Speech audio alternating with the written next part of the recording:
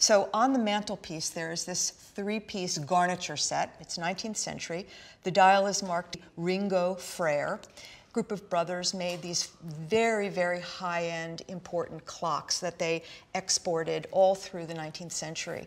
And they were known for their ormolu. So when you look at the exquisite detail in the way the carving is done, the gilding is done, you could just sort of see the quality. Right. They were made to impress in the day. You used so it came as a set with these two side pieces. Yes.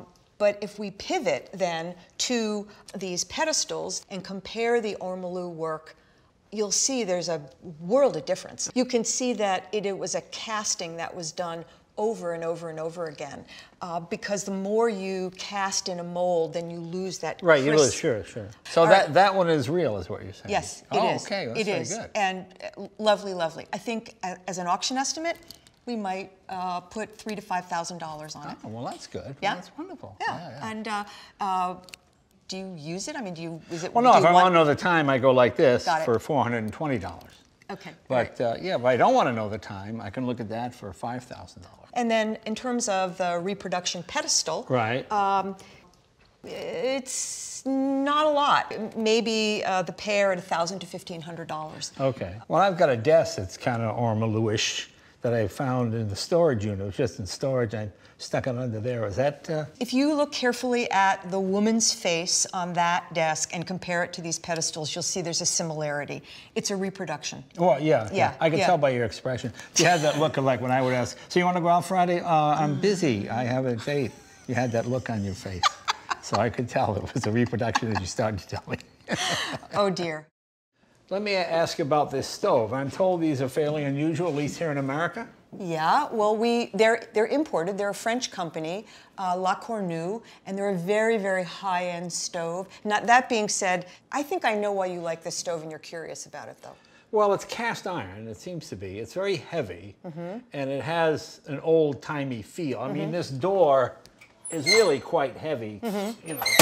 But I like the sort of feel of it. It almost feels like a wood stove from the 1800s, rather, where you shove wood or coal in there to cook. But. So I don't want to lead the witness, but I'm kind of feeling like it might feel like a, what is it, like a 38 Buick or something like that? Well, it's more like a sort of the equivalent of a checker cab. Got it. A big V8 Chevy engine, strong chassis, not particularly, well, this is attractive looking, that is it. But, you know, it's just solidly built and meant to get beat up and punched and kicked and keep on going. Right. Well, these are very expensive stoves. They are retailed because the company's still in business. They still import these. You can buy them in France. You can buy them in this country with certain retailers.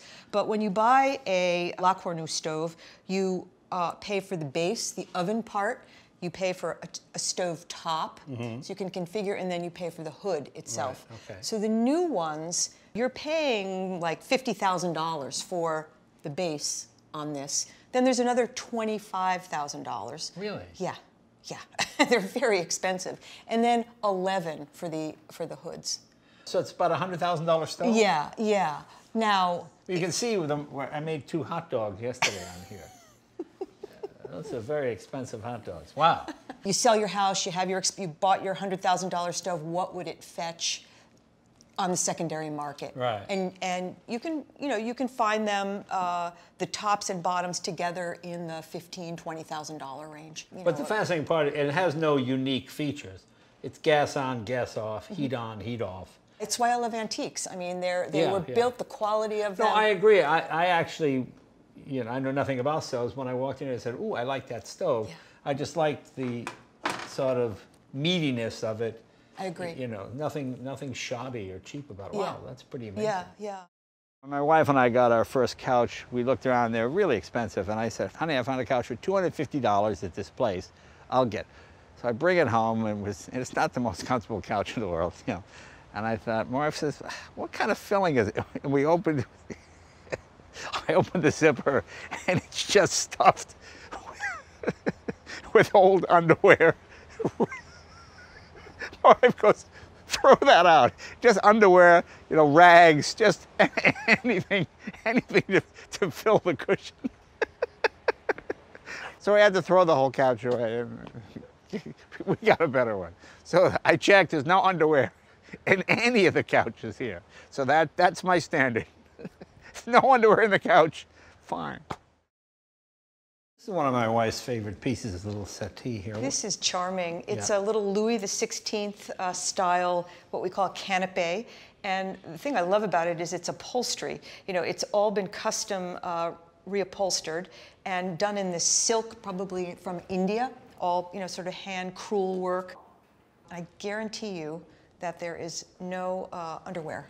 Right, it's stuffed in there? Well, that's good to know, because yeah, the last time I bought a couch, it was a huge problem. So this is good. Yeah, this is it's good. So I would say $1,000 to $1,500 as an auction estimate for this little piece. Oh, okay. Yeah.